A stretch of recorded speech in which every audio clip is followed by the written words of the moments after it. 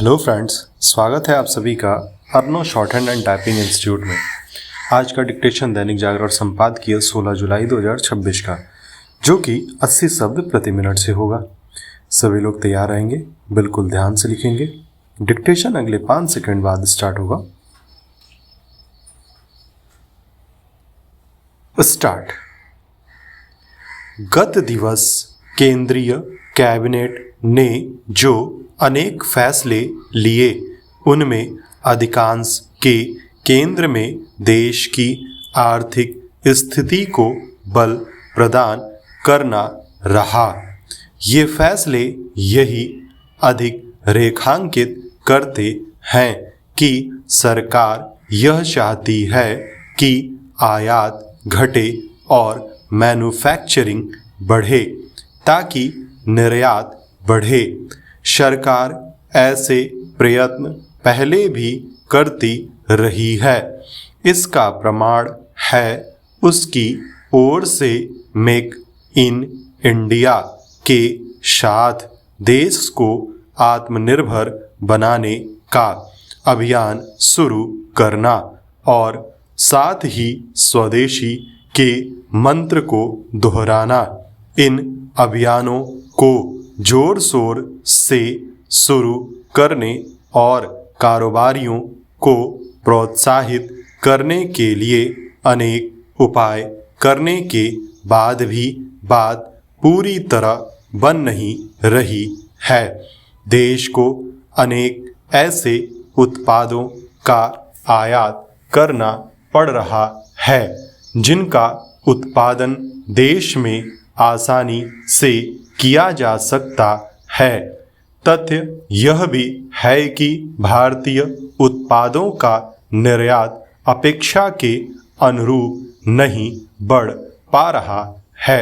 सबसे बड़ी समस्या यह है कि देश के वे कारोबारी भी आयात पर निर्भरता कम करने वाले तौर तरीके अपनाने में विश्व स्तरीय गुणवत्ता वाले उत्पादों का निर्माण करने के लिए आगे नहीं आ रहे हैं। जिनके पास पूंजी और संसाधनों की कमी नहीं, समझना कठिन है कि हमारे बड़े कारोबारी भी शोध एवं नवाचार पर अपेक्षित निवेश करने के लिए तैयार क्यों नहीं है। उचित यह होगा कि सरकार इसके कारणों की तह तक जाए, क्योंकि आयात कम करना और निर्यात बढ़ाना तब तक संभव नहीं जब तक हमारे कारोबारी अपने हिस्से की जिम्मेदारी का निर्वहन नहीं करते। भारतीय कारोबारी बहुत कम ऐसे उत्पाद बनाते हैं जिनकी विश्व में मांग, पहचान और प्रतिष्ठा हो। यदि वे विश्व स्तरीय सेवाएं दे सकते हैं तो विश्व स्तर की गुणवत्ता वाले उत्पाद क्यों नहीं बना पा रहे हैं।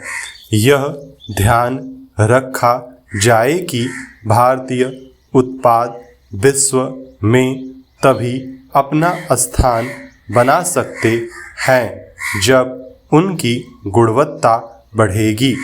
आज यह अपेक्षा नहीं की जानी चाहिए कि समृद्ध होता भारतीय मध्य वर्ग कम गुणवत्ता वाले उत्पाद इस कारण खरीदने के लिए तैयार हो जाएगा क्योंकि वे स्वदेश में निर्मित हैं। जब उन्हें उसी मूल्य पर विदेशी उत्पाद आसानी से उपलब्ध हैं तो फिर वे गुणवत्ता से समझौता क्यों करें।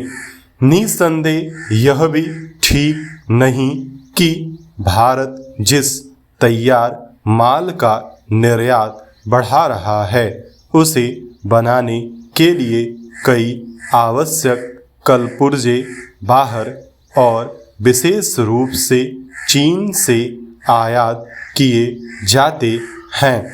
इनमें इलेक्ट्रॉनिक्स वस्तुओं के साथ दवाएं और इंजीनियरिंग सामान भी शामिल है। यह चिंताजनक है कि तमाम जतन के बाद भी चीन से आयात पर निर्भरता खत्म होने का नाम नहीं ले रही है।